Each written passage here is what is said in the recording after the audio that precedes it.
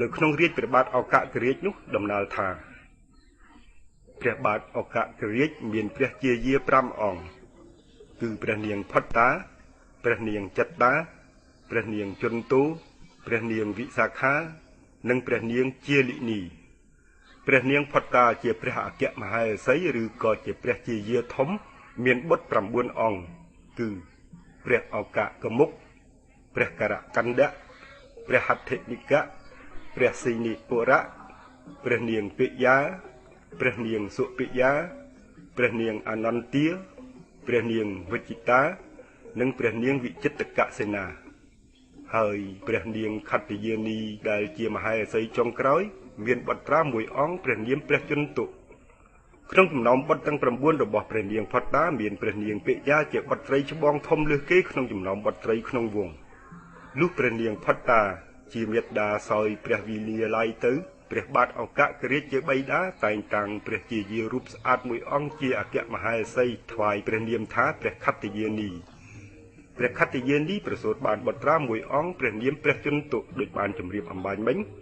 ព្រះជន្ទុទើបតែប្រសូតបាន5ថ្ងៃព្រះនាងខត្តយានីពោបុត្រទៅថ្វាយបង្គំព្រះស្វាមីទូលសុំឲ្យព្រះអង្គថ្វាយរាជសម្បត្តិនេះមកបុត្រារបស់ព្រះនាងសុំហើយសុំទៀតទាល់តែព្រះបាទឱកគរាជយល់ព្រមក៏កោះប្រជុំអស់បុត្រទាំង9អង្គឲ្យមកទទួលគេទទួលរាជសម្បត្តិសំរុំរួមនឹងសេះដំរីរៀងខ្លួនដើម្បីធ្វើដំណើរទៅសោយសុខនៅក្រៅនគរទម្រាំដល់ស្ដេចអស់បុណ្យទៅទើបអនុញ្ញាតឲ្យចូលមកក្នុងនគរវិញសូមជម្រាបបន្ថែមថានាសម័យនោះនៅក្នុងដែនចម្ពូទ្វីបព្រះមហាក្សត្រតែងតែនិរទេសបុត្រច្បងទាំងឡាយឲ្យទៅចាប់ដែនដីផ្សេងសាងជានគរថ្មីដើម្បីពង្រីកទឹកដីផងដើម្បីពង្រឹងបារមីនៃរាជវង្សផងដោយក្នុងប្រវត្តិសាស្ត្រខ្មែរព្រះថោងចេញមកចាប់នគរគោកធ្លករបស់ព្រះនាងនាគីក៏សាងបានដែនដីកម្ពុជារដ្ឋជាដើមក៏ទំនងជាមានលំនាំពីចម្ពូទ្វីបនោះដែរមានដំណើរថាក្នុងរយៈនោះមានប្រជានុរាស្ត្រប្រុសស្រីរាប់ម៉ឺនសែននាក់ធ្វើដំណើរតាមស្ដេចទាំង9អង្គកាត់វាលជលព្រៃឆ្លងភ្នំហេមពៀនឬភ្នំហេមាឡាយ៉ាទៅដល់ព្រៃធំមួយដែលដុះដោយដើមសក្កពេញព្រៃនៅក្នុងព្រៃសក្កនោះមានព្រះពោធិសត្វមួយអង្គតាំងអាស្រមបំពេញតបៈជាតាបោះមួយរូបនាមកបិលតាបោះតែងសង្កេតឃើញថានៅក្នុងព្រៃធំនេះកាលបើសត្វព្រៃធំដេញចាប់សត្វតូចឲ្យតែរត់មកដល់ព្រៃនេះសត្វសាហាវធំទាំងនោះប្រែជាបាក់លងអស់អំណាចត្រឡប់ទៅក្រោយវិញជារឿយយល់ថាទីនេះគឺជាជ័យភូមិប្រសើរណាស់សម្រាប់សាងនគរក៏ថ្វាយទីអាស្រមរបស់គាត់ឲ្យទៅក្សត្រទាំង9អង្គសាងបានជានគរមួយថ្មីឡើងឈ្មោះថាក្រុងកបិលពស្តុឬដែនដីកបិលវត្ថុបរៈគឺជាទឹកដីរបស់តាបោះដែលមាននាមថាកបិលតាបោះ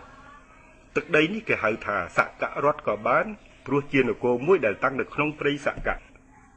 បន្ទាប់មកក្សត្រទាំង4អង្គក៏អភិសេកអនុជស្រីទាំង4ជាព្រះជាយាតាមលំដាប់លំដោយលើកលែងតែព្រះនាងពិយាបុត្រីធំ